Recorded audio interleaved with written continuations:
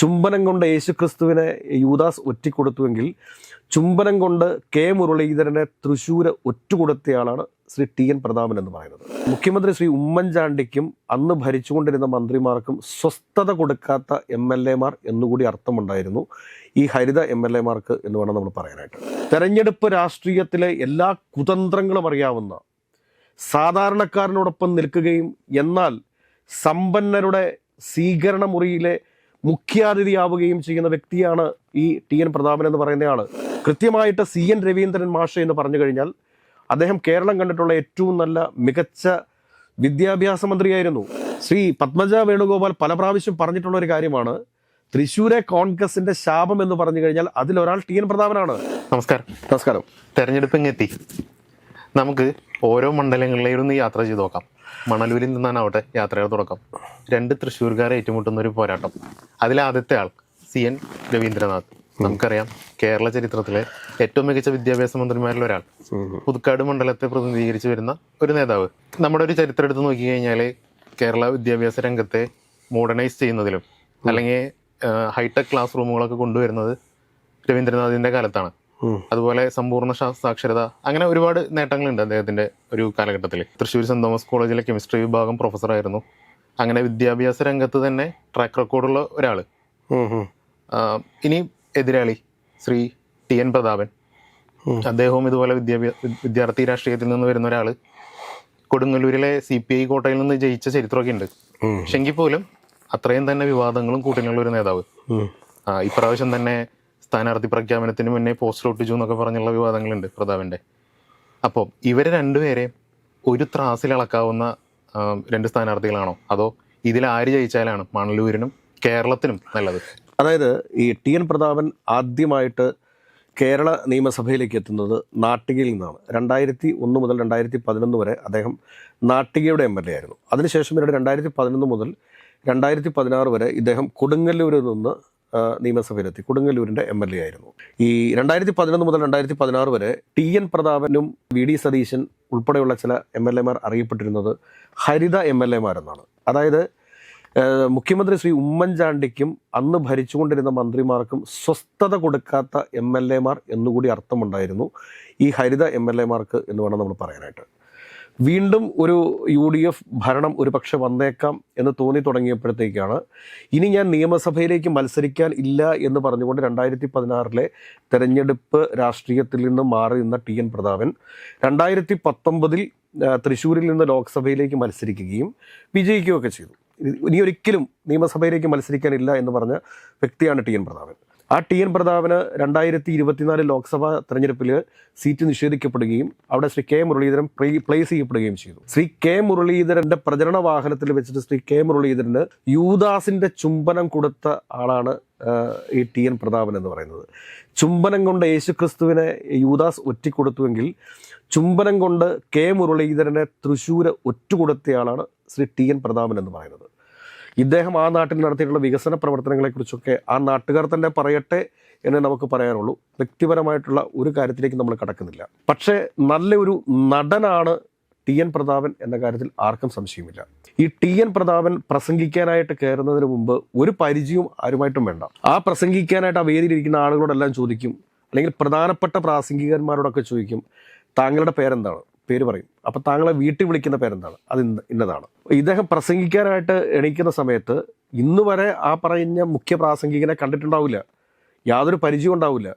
പക്ഷെ അദ്ദേഹത്തിൻ്റെ വീട്ടിൽ വിളിക്കുന്ന പേരെടുത്ത് പറഞ്ഞ് ഇദ്ദേഹം നമ്മുടെ പ്രിയപ്പെട്ടവനല്ലേ, നമ്മുടെ മനസ്സ് കവർന്നവനല്ലേ എന്നൊക്കെ പറഞ്ഞ് ഇത്രയും നാടകീയമായിട്ട് ജനങ്ങൾക്ക് മുമ്പിൽ അഭിനയിക്കുന്ന മറ്റൊരു രാഷ്ട്രീയ നാടക നടൻ കേരള രാഷ്ട്രീയത്തിൽ ഇല്ല എന്നുള്ളതാണ് സത്യം. സാധാരണക്കാർക്കിടയിൽ നിന്ന്, അതായത് തീരദേശ മേഖലയിൽ നിന്ന് ഉയർന്നു വന്നിട്ടുള്ള ഒരു നേതാവാണ്. അഭിമാനം തോന്നുന്നു നമുക്ക്. അദ്ദേഹത്തിന് 3 പ്രാവശ്യം MLA ആകാൻ പറ്റി, 1 പ്രാവശ്യം MP ആകാൻ പറ്റി.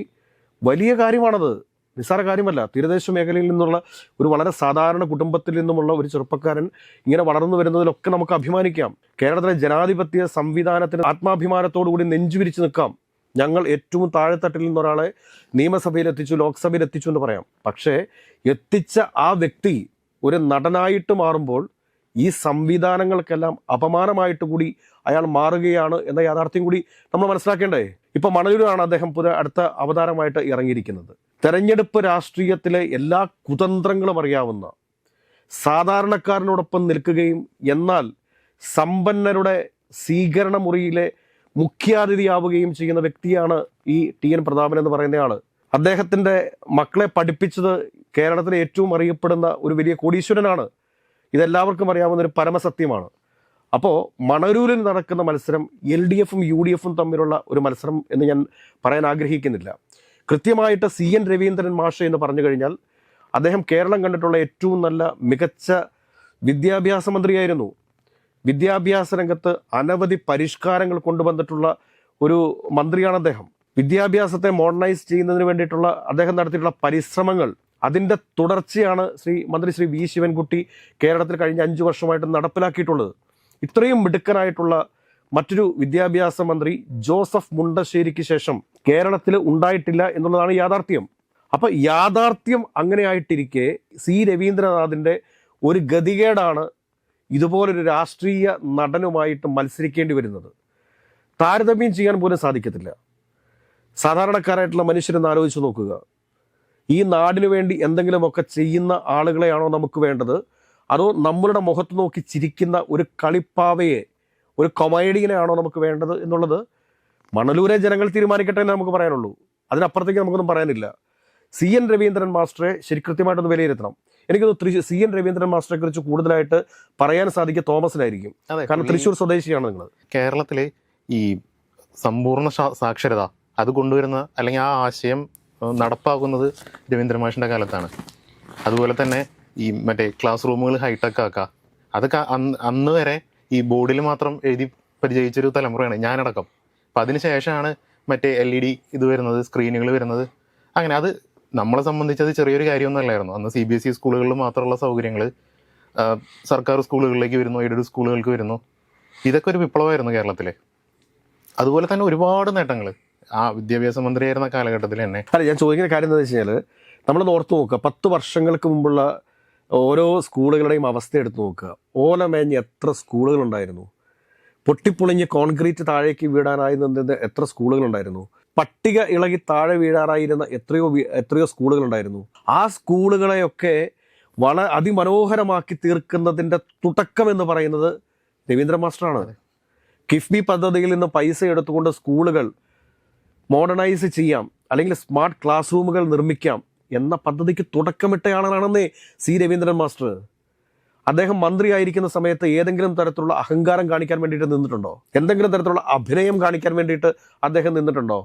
അദ്ദേഹത്തിൻ്റെ സൈക്കിളിൽ സ്വതസിദ്ധമായ ശൈലിയിൽ കോളേജിൽ പഠിപ്പിക്കാൻ പോകുന്ന അന്ന് തുടങ്ങി ഇന്ന് വരെ ഒരു സാധാരണക്കാരനായിട്ട് നിൽക്കുന്ന, അല്ലെങ്കിൽ സാധാരണക്കാരനായിട്ട് നിൽക്കുന്ന ഒരു വ്യക്തിയല്ലേ രവീന്ദ്രൻ മാസ്റ്റർ. പക്ഷെ കോൺഗ്രസ് കുറച്ചുകൂടി ഒരു മികച്ച സ്ഥാനാർത്ഥിയെ രവീന്ദ്രൻ മാഷിനെതിരെ നിർത്തണം എന്നുള്ളതായിരുന്നു എൻ്റെ ഒരു പക്ഷം. ശരിയല്ലേ? പക്ഷെ ആള് വേണം. അല്ല, അത്യാവശ്യമെങ്കിലും, കാരണം ഏതെങ്കിലും ഒരു പ്രൊഫസറെയോ അങ്ങനെയൊക്കെയുള്ള ഒരാളെ കൊണ്ട് ഇടണമായിരുന്നത്. ഇതുപോലത്തെ ഒരു രാഷ്ട്രീയ നാടക നടനെ അവിടെ കൊണ്ട് ഇടുക എന്ന് പറഞ്ഞു കഴിഞ്ഞാൽ അത് എന്താ പറയുക. ഇദ്ദേഹം പാർലമെന്റിനകത്ത് നടത്തിയുള്ള പ്രസംഗങ്ങളുണ്ട്. കാരണം പാർലമെന്റിനകത്ത് വേണമെങ്കിൽ നമുക്ക് മലയാളത്തിൽ പ്രസംഗിക്കാം. ചാലക്കുടി MP ആയിരുന്ന ഇന്നസെന്റ് പാർലമെന്റിനകത്ത് പ്രസംഗിച്ചിരുന്ന മലയാളത്തിലായിരുന്നു. പക്ഷേ ഈ പറഞ്ഞ TN പ്രതാപൻ എന്ന് പറയുന്ന ആൾ പാർലമെന്റിനകത്ത് നടത്തിയിട്ടുള്ള പ്രസംഗങ്ങൾ എടുത്തു നോക്കിക്കഴിഞ്ഞാൽ നമ്മൾ മലയാളികൾക്ക് മൊത്തത്തിൽ അപമാനമാണ്. പത്മജ വേണുഗോപാൽ പല പ്രാവശ്യം പറഞ്ഞിട്ടുള്ള ഒരു കാര്യമാണ്, തൃശ്ശൂരെ കോൺഗ്രസിന്റെ ശാപം എന്ന് പറഞ്ഞു കഴിഞ്ഞാൽ അതിലൊരാൾ TN പ്രതാപനാണ്. അതാ അന്നത്തെ ആ വിവാദങ്ങളൊക്കെ അങ്ങനെ മറന്നിട്ടൊന്നും ഉണ്ടാവില്ല. അത് ആര് മറക്കാനാണ്? A ഗ്രൂപ്പിന്റെ ഭാഗമായിട്ടാണ് TN പ്രതാപൻ രംഗപ്രവേശം ചെയ്യുന്നത്. അതിനുശേഷം ഹരിത വിപ്ലവ ഗ്രൂപ്പ് എന്ന് പറഞ്ഞൊരു ഗ്രൂപ്പ് ഉണ്ടാക്കി. നമ്മൾ പഴയ വീഡിയോസൊക്കെ ഇന്നെടുത്ത് പരിശോധിക്കുക. 2011 മുതൽ 2016 വരെ ഉള്ള ഉമ്മൻചാണ്ടി സർക്കാരിനെതിരെ ഏറ്റവും കൂടുതൽ വിമർശനങ്ങൾ ഉന്നയിച്ചിട്ടുള്ള, അതായത് മറ്റൊരു കാരണം കൊണ്ടുമല്ല, തന്നെ മന്ത്രിസഭയിലെടുത്തില്ല എന്നുള്ള ഒരു പരിഭവമായിരുന്നു TN പ്രതാപനും അതോടൊപ്പം തന്നെ ആർക്കും ഉണ്ടായിരുന്നു, VD സതീശനും ഉണ്ടായിരുന്നത്. അതിൻ്റെ കലിപ്പ് തീർക്കുകയായിരുന്നു ഉമ്മൻചാണ്ടിയുടെ നെഞ്ചത്ത്, അല്ലെങ്കിൽ ആ മന്ത്രിസഭയിലുണ്ടായിരുന്ന മന്ത്രിമാരെ ഓരോരുത്തരുടെയും നെഞ്ചത്ത്. അതിനുശേഷം ഇവിടുത്തെ മാധ്യമങ്ങൾ അവർക്ക് ചാർത്തി കൊടുത്ത പേരാണ് ഹരിത MLA മാർന്ന്. എന്ത് ഹരിത MLA മാര്? ഇവിടുത്തെ ലുലു ഹൈപ്പർ മാർക്കറ്റിനെതിരെയും അതോടൊപ്പം തന്നെ മറ്റേ ബോൾഗാട്ടിലെ ലുലുവിനെതിരെയൊക്കെ ഇവർ സമരം ചെയ്തു. അതിനുശേഷം രാത്രി മയങ്ങുന്ന സമയത്ത് യൂസഫക്കയുടെ വീട്ടിലെത്തി ഗിഫ്റ്റും വാങ്ങിയിട്ട് മടങ്ങിയ ഇവരെയാണോ നമ്മൾ ഹരിത MLA മാർന്ന് വിളിക്കുന്നത്? ഒന്ന് ആലോചിച്ച് നോക്കിക്കേ. ഇങ്ങനെയുള്ള നാടക നടന്മാരൊക്കെ കേരള നിയമസഭയിലേക്ക് വീണ്ടും എത്തിക്കഴിഞ്ഞാൽ, ഇനി എന്തെങ്കിലും കാരണവശാൽ UDF അധികാരത്തിലെത്തിക്കഴിഞ്ഞാൽ ആ മന്ത്രിസഭയുടെ തലവേദനയാകാനേ ഉപകരിക്കത്തുള്ളൂ. മണലൂരെ ജനങ്ങൾ ഒരു കാര്യം മനസ്സിലാക്കുക, നിങ്ങളുടെ അടുക്കൽ വന്നിട്ട് കളിയും ചിരിയുമായി നടക്കുന്ന ഈ ഒരു നാടക നടനായിട്ടുള്ള ഈ പറഞ്ഞ TN പ്രതാപൻ നിയമസഭയ്ക്കകത്ത് പോയിട്ട് നിങ്ങൾക്ക് വേണ്ടിയിട്ട് എന്താണ് സംസാരിക്കാൻ വേണ്ടിയിട്ട് പോകുന്നത്? കഴിഞ്ഞ 10 വർഷക്കാലം നാട്ടികയിൽ ഇദ്ദേഹം എന്താണ് ചെയ്തിട്ടുള്ളത്? 5 വർഷക്കാലം ഇദ്ദേഹം കൊടുങ്ങല്ലൂരിൽ എന്താണ് ചെയ്തിട്ടുള്ളത്? 2019 മുതൽ 2024 വരെ ലോക്സഭാ തെരഞ്ഞെടുപ്പിൽ മത്സരിച്ച സമയത്ത് MP ആയിരുന്ന സമയത്ത് ഇദ്ദേഹം തൃശ്ശൂർ പാർലമെന്റ് നിയോജക മണ്ഡലത്തിൽ എന്താണ് ചെയ്തിട്ടുള്ളത്? നിങ്ങളൊരു പ്രോഗ്രസ് കാർഡ് ഉണ്ടാക്ക്. ആ പ്രോഗ്രസ് കാർഡ് ഉണ്ടാക്കിയിട്ട് ആ പ്രോഗ്രസ് കാർഡിൽ നിങ്ങൾ മാർക്കിട്ട് കൊടുക്ക്.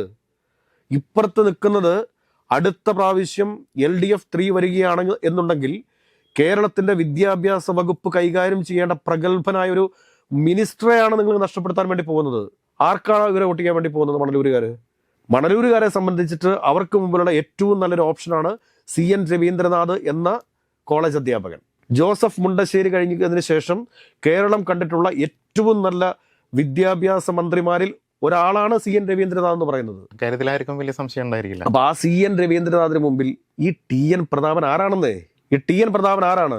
ഒന്നുമല്ല എന്നുള്ള യാഥാർത്ഥ്യം തിരിച്ചറിയണം. തവണ ഒരു കടുത്ത മത്സരം ഒന്നും അവിടെ ഉണ്ടാവില്ല. അല്ല, കടുത്ത മത്സരം എന്ന് പറഞ്ഞു കഴിഞ്ഞാൽ ഈ വക്രബുദ്ധി കൊണ്ട് ജനങ്ങളുടെ വൈകാരികമായിട്ടുള്ള ചില ക്യാരക്ടേഴ്സ് ഉണ്ട്, ചില സ്വഭാവങ്ങളുണ്ട്. ആ സ്വഭാവത്തെ ഹൈജാക്ക് ചെയ്യാൻ വേണ്ടിയിട്ട് ശ്രമിച്ചു കഴിഞ്ഞാൽ ഈ പറഞ്ഞ കാര്യങ്ങളൊക്കെ ഒരു കനത്ത മത്സരം ഉണ്ടാവാം. മൃദുവികാരങ്ങളിൽ വീഴാത്ത മനുഷ്യരില്ല എന്ന് പറഞ്ഞതുപോലെ തന്നെ എനിക്ക് തോന്നുന്നില്ല ഈ നടന്റെ അഭിനയത്തിൽ വിഭ്രമിച്ച് ഇത്തവണ TN പ്രതാപൻ ആദ്യമായിട്ടൊരു പക്ഷെ മണലൂര് പരാജയം ഏറ്റുവാങ്ങാൻ വേണ്ടി പോകുന്ന ഒരു കാഴ്ച നമ്മൾ കാണേണ്ടി വരും.